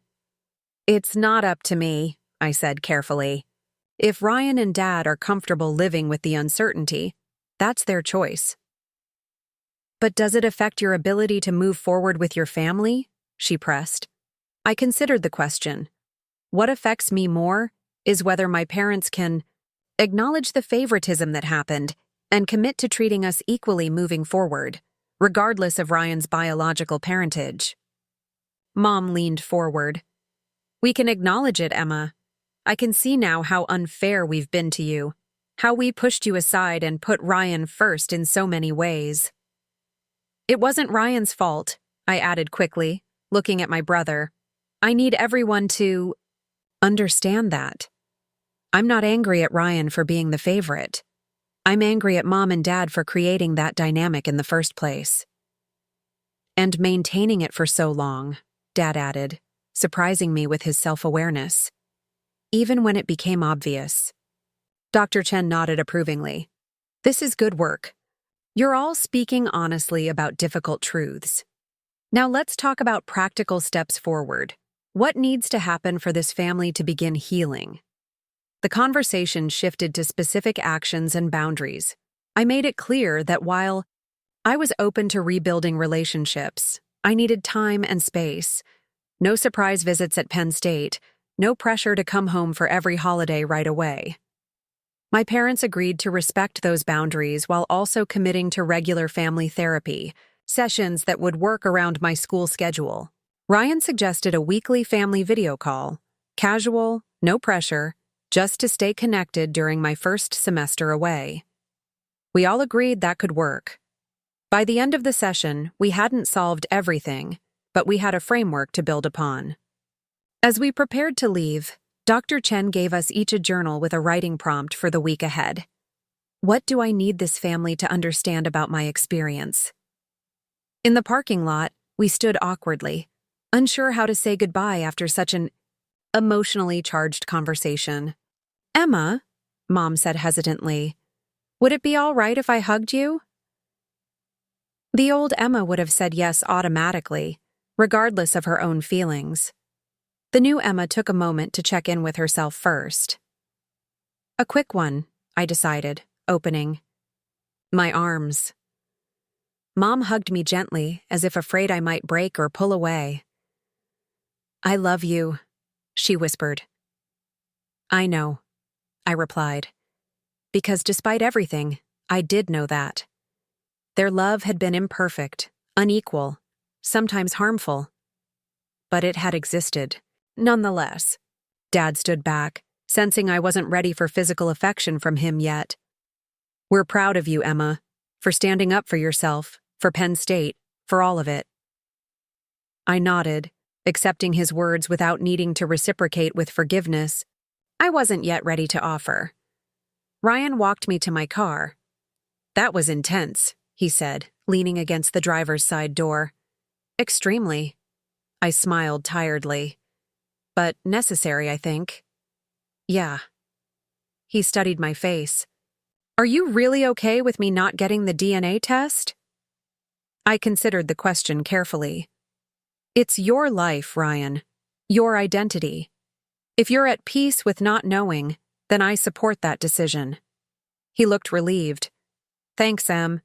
Some people might need that certainty, but for me, Dad is Dad. He raised me, loved me, shaped who I am. A DNA test can't change that history. What about Vanessa? I asked. Is she okay with the uncertainty? She says what matters is who I am now, not who might have contributed to my DNA 28 years ago. A small smile touched his lips. We're talking about rescheduling the wedding, by the way. Something small, next spring maybe. I'm glad to hear that. Me too. He hesitated, then added, She wants you to be a bridesmaid, if you're comfortable with that. I was touched by the gesture. I'd like that. Ryan pushed himself off my car door. You'll be great at Penn State, Em, and not because of Mom and Dad's money or Grandma's trust fund or anything else. Because you're you, smart, determined, resilient as hell. Thanks, Ryan. I hugged him impulsively. For everything. As I drove home, I thought about the path that had led me here. 2 months ago, I'd discovered my college fund emptied, my future in jeopardy, my position in my family once again relegated to second place. In my anger and pain, I'd exposed a secret that had changed all our lives forever. The consequences had been messy, painful, transformative. Nothing was the same. Not my relationship with my parents, not Ryan's understanding of his identity, not my own sense of what family meant and what I deserved from it. And yet somehow, amid all that upheaval, I'd found something I hadn't expected. My voice, my boundaries, my worth that wasn't dependent on anyone else's validation. 2 weeks later, I stood in my dorm room at Penn State, placing the last of my books on the shelf above my desk. The room was small but bright, with a window overlooking the tree-lined quad. My roommate, Zoe, had already decorated her side with string lights and photos of her high school friends. My phone buzzed with a text from Jason, who had helped me move in that morning before heading back to Oakridge for his shift at the hospital. Room looking good? Roommate cool? I snapped a photo of my finally organized desk and sent it to him. Room look perfect. Roommate seems great. Miss you already. I'd just put my phone down when it buzzed again. This time a group text from Ryan to me, Mom, and Dad. First family video call still on for Sunday, October 7? Emma should be settled in by then. Mom responded immediately. We'll be here.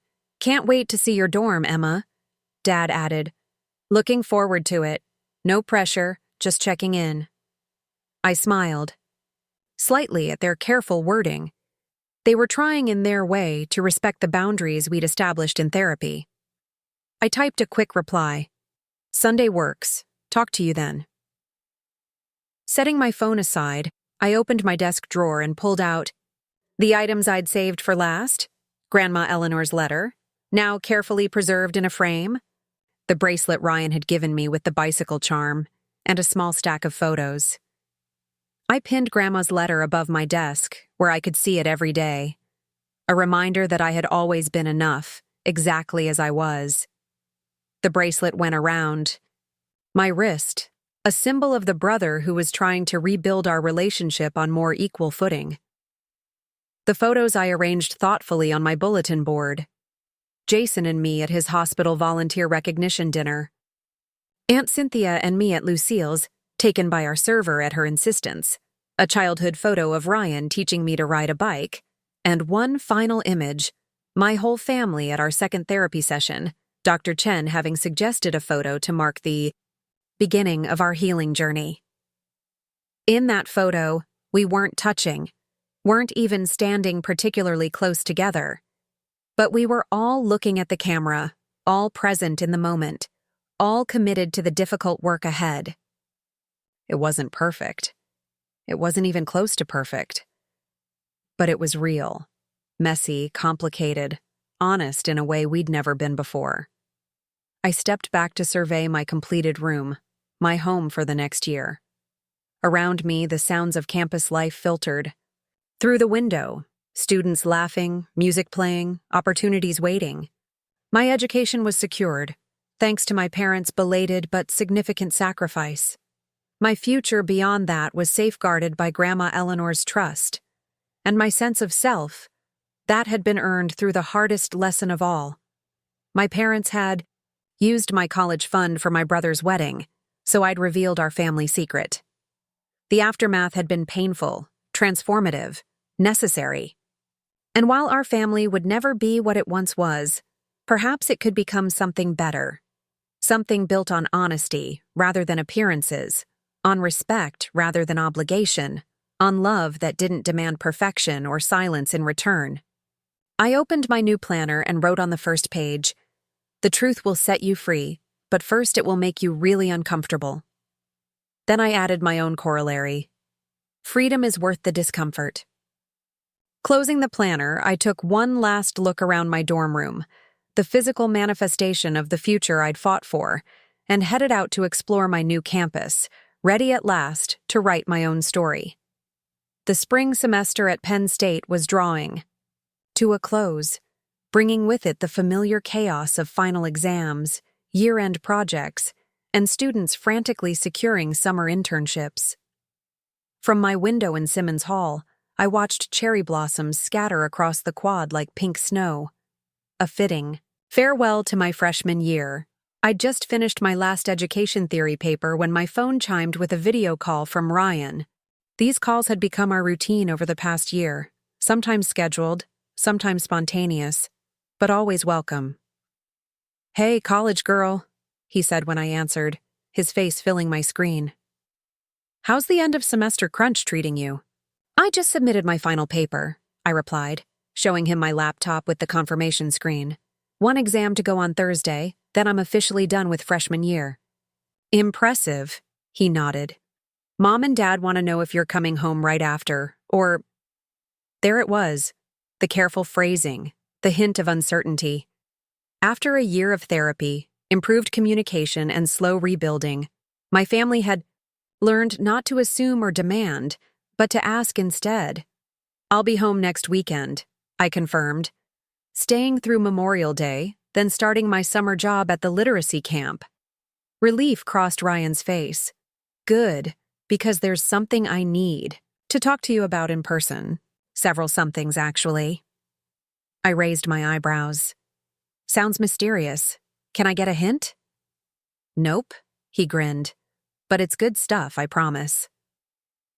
We chatted about his job at the insurance agency, going well, Vanessa's promotion at Morgan, financial, much deserved, and the continuing renovations on their modest starter home, endless but satisfying.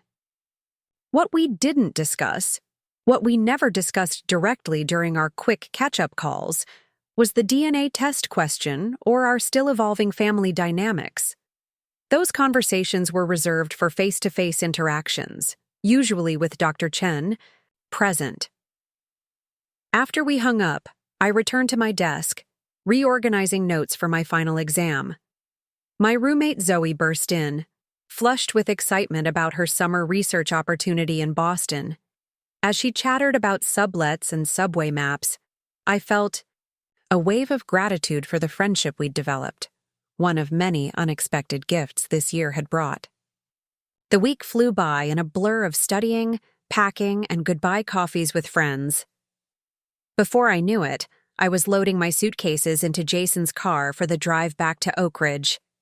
He'd come to help me move out, a gesture that felt particularly meaningful, given how busy he was with his own nursing program. "Ready for home?" he asked as we pulled away from campus. I considered the question. Yes and no. It's still complicated, but better than it was. "That's something," he nodded.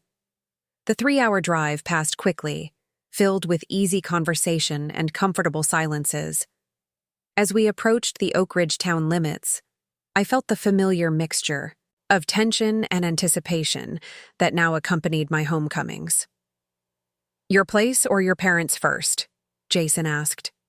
"Mine," I decided. I'd kept my small apartment near the community college, using part of Grandma Eleanor's trust to cover the rent. Having my own space had proven essential during breaks, somewhere to retreat when family time became overwhelming. As we unloaded my belongings, my phone buzzed with texts from both parents. "Mom, welcome home, sweetheart. Dinner tomorrow night? 6:30? I'm making your favorite lasagna. Dad, let us know when you're settled. No rush. Proud of you finishing freshman year strong. I showed the messages to Jason, who raised his eyebrows appreciatively. They're really trying, huh? They are, I agreed. It's still a work in progress, but they're putting in the effort. I texted back my acceptance of dinner, then spent the evening unpacking and adjusting to the quieter rhythm of Oakridge after the constant energy of campus life. The next evening, I parked in front of my childhood home, sitting in my car for a moment to gather myself. The house looked different now, not because it had changed physically, but because my perception of it had transformed. It was no longer the site of painful memories and unmet expectations, but a place in transition, much like our family itself. Mom opened the door before I could knock, her face lighting up at the sight of me. "Emma, you look wonderful. College agrees with you." She hugged me briefly, respecting the physical boundaries I'd established in therapy. Over her shoulder, I could see Dad hovering in the hallway, giving me space to enter on my own terms. "Hi, Mom." "Hi, Dad," I said, stepping inside. "Something smells amazing." "Lasagna's almost ready," Mom confirmed. "Ryan and Vanessa should be here any minute." We moved to the living room, where I noticed subtle changes, new family photos including several from my college move-in day, books about family healing on the coffee table, the conspicuous absence of the formal portrait where Ryan had always been centered while I stood slightly to the side. Dad cleared his throat. "How were finals?" "Good, I think. Grades should be posted next week, but I'm feeling confident."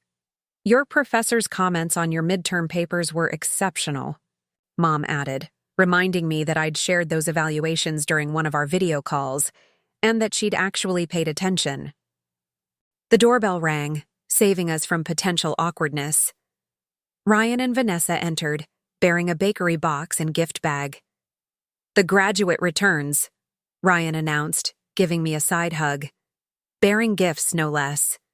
"I'm hardly a graduate," I laughed. "Just finished freshman year."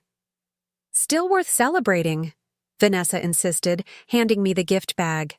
"Open it later. It's just a little something for your apartment." Dinner was surprisingly pleasant. We'd established new patterns over the past year. Mom and Dad asking questions about my studies and campus life, then actually listening to the answers. Ryan and I sharing inside jokes without the undercurrent of competition.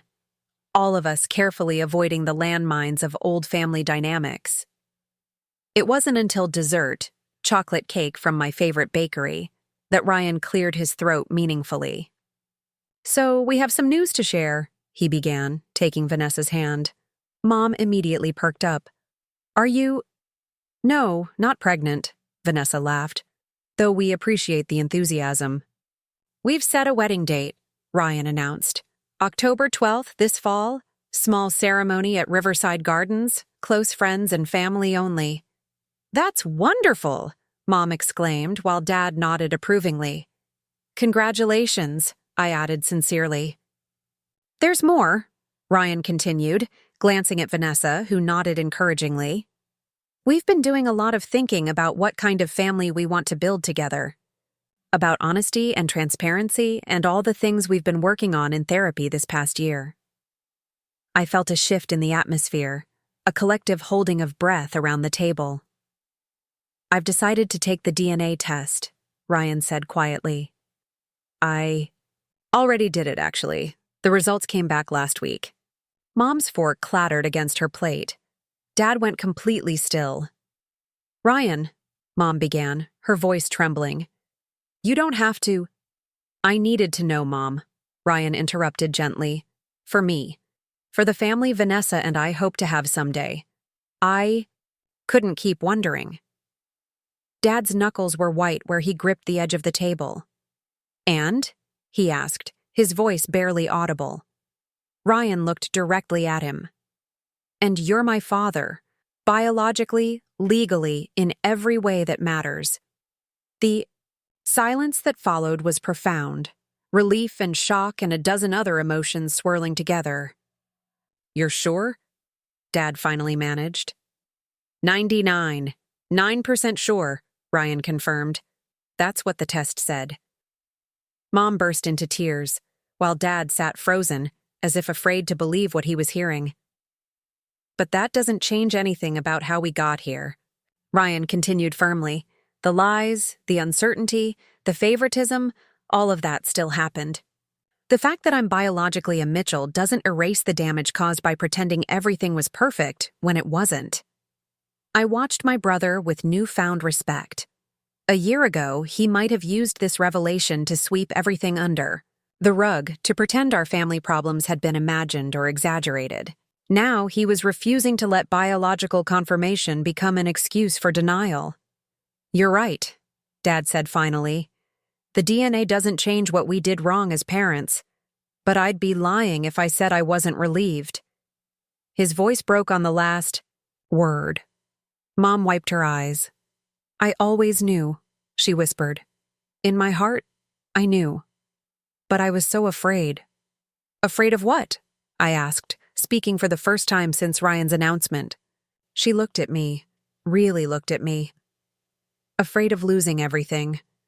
Your father, our status in the community, my parents' respect. I was young and scared and made choices that hurt everyone, especially you, Emma. She reached tentatively for my hand. I'm so sorry. I let her take my hand, not pulling away but not offering false reassurance either. I know you are, Mom. This is why we want a small wedding, Vanessa interjected gently. No lakeside resort, no elaborate performance for the community, just an honest celebration with the people who matter most. Which brings me to the next thing, Ryan said, turning to me. Emma, will you be my best woman? Stand up with me at the ceremony? I blinked in surprise. Not just a bridesmaid? Nope, I want my sister right beside me. If you're willing. The request touched me deeply. It wasn't just a wedding role being offered, but a public acknowledgement of my importance in his life. Something I'd craved for as long as I could remember. I'd be honored, I told him, my voice thick with emotion. There's one more thing, Ryan continued. He pulled an envelope from his jacket pocket. This is for you. I opened it cautiously, finding a check inside. My eyes widened at the amount, $21,946. 38. What is this? Half of what was in my trust fund from Grandma Eleanor, Ryan explained. I found out about it when I turned 25 last month. The thing is, when I read the trust documents, I realized Grandma had set aside exactly the same amount for each of us. She believed in equality, even if Mom and Dad didn't always practice it. I stared at the check, then at my brother. Ryan, I can't take this. Grandma wanted you to have it.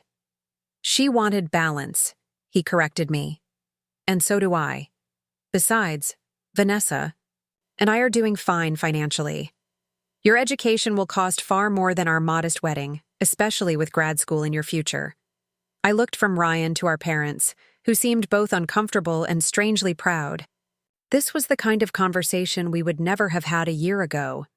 Open, honest, acknowledging the imbalances of the past while actively working to correct them. Thank you, I said finally, carefully returning the check to its envelope. I'll need to think about it. Ryan nodded, understanding my hesitation. No rush. It's yours, regardless of when you're ready to use it. The evening wound down shortly after, with promises of a family therapy session later in the week to process Ryan's DNA news. As I was leaving, Dad caught me alone in the foyer.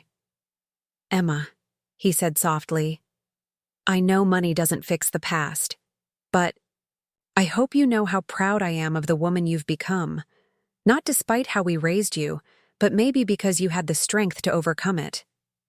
Coming from anyone else, the words might have seemed like an attempt to take credit for my resilience. But I'd learned to read my father better over the past year of careful reconciliation. Thank you, Dad, I said simply. And about Ryan's offer. He hesitated. Whatever you decide is right. Just know that your mother and I are committed to supporting your education completely. That money I put back in your college fund, it's just the beginning of making things right." I nodded, not quite ready to fully embrace his promise, but acknowledging the effort behind it. "I'll see you at therapy on Thursday." Jason was waiting at my apartment when I returned, eager to hear how the family dinner had gone. I told him everything: Ryan's DNA results, the wedding plans, the unexpected check. "What are you going to do about the money?" he asked when I'd finished. I sank onto the couch beside him. "I don't know. Part of me wants to take it, not because I need it right now, but because it represents balance, like Ryan said, equality, all the things I fought for. But another part wonders if taking it means staying financially entangled with my family when I've worked so hard to establish independence." Jason considered this. "Maybe the answer isn't yes or no, but how? You could put it aside. For now, use it for something specific later. Grad school, a house down payment, something that represents an investment in your future that you control completely." I leaned against his shoulder, grateful for his perspective. "When did you get so wise?" "I've been paying attention this past year," he said, kissing the top of my head. "Watching you set boundaries, rebuild relationships on your terms, it's been pretty impressive." "It's been exhausting," I admitted. "Worth it, but exhausting." The next morning, I woke early and drove to Riverside Park, the site of so many pivotal conversations over the past year. The morning was quiet, with just a few joggers making their way along the pathways. I found my favorite bench overlooking the water and sat down, letting memories wash over me. So much had changed since that day I'd discovered my empty college fund. I'd lost my illusions about my family but gained a clearer understanding of myself. I'd risked everything to stand up for what I deserved, and found a strength I hadn't known I possessed. I'd exposed secrets that had been buried for decades, causing pain, but also creating space for authentic healing. My phone buzzed with a text from Aunt Cynthia. "Heard you're back in town. Lunch at Lucille's tomorrow? I want to hear all about college." I smiled, typing my acceptance. Aunt Cynthia had become a steady presence in my life, offering wisdom without judgment and support without conditions. Another unexpected gift from the upheaval I'd caused. I opened my journal, a habit I'd developed during therapy, and wrote, Year 1. Reflections. What I've learned. Truth is both more painful and more freeing than I imagined. Healing isn't linear or final, it's daily work. Setting boundaries isn't selfish, it's necessary. Forgiveness doesn't mean forgetting or returning to old patterns. I am enough exactly as I am. Thanks, Grandma Eleanor. What I still need to work on. Trusting that change can be real and lasting. Accepting help, without fear of strings attached. Finding my voice without anger as its fuel. Building the future I want, not just escaping the past I resented. I closed the journal, watching the sunlight dance across the river. The path forward wasn't perfect or guaranteed. My relationship with my parents would likely always carry the scars of our history. Ryan and I were forging a new kind of sibling bond. Equal, supportive, honest in ways we'd never been before. And I was discovering who Emma Mitchell really was, separate from the roles I'd been assigned in my family's drama. As I walked back to my car, I found myself thinking about the upcoming fall semester at Penn State, the education classes I'd registered for, the teaching future that stretched before me. I thought about Ryan and Vanessa's wedding, where I would stand proudly beside my brother as his best woman. I thought about the continuing therapy sessions with my family, sometimes difficult, but always worthwhile. And I realized that the college fund that had been taken from me, the catalyst for everything that had happened, had given me something far more valuable than money. It had given me the push I needed to reclaim my worth, to demand truth, to Rebuild my life and relationships on a foundation of honesty rather than illusion. I stopped at the old oak tree where Ryan and I had carved our initials as children. The marks were still there, weathered but visible. RM plus EM, surrounded by a lopsided heart. I traced the letters with my finger, then took out my keys and carefully added a plus sign and the current year below our decades-old carving. Not erasing the past, but adding to it. Acknowledging both what had been and what could still be. When I arrived back at my apartment, I made two decisions. First, I wrote an email to Dr. Chen, requesting an individual session during my time home. There were things I wanted to process outside of family therapy, plans I wanted to make for my continued growth and healing. Second, I took out Ryan's check and deposited it via my banking app, not to use immediately, but to set aside for the future I was building on my own terms. A future that might include my family, but would never, again be defined or limited by them. That evening, as I prepared for bed, my phone lit up with a text from Ryan. "Breakfast tomorrow? Just us." I smiled and typed back. "Pancakes at the daily grind.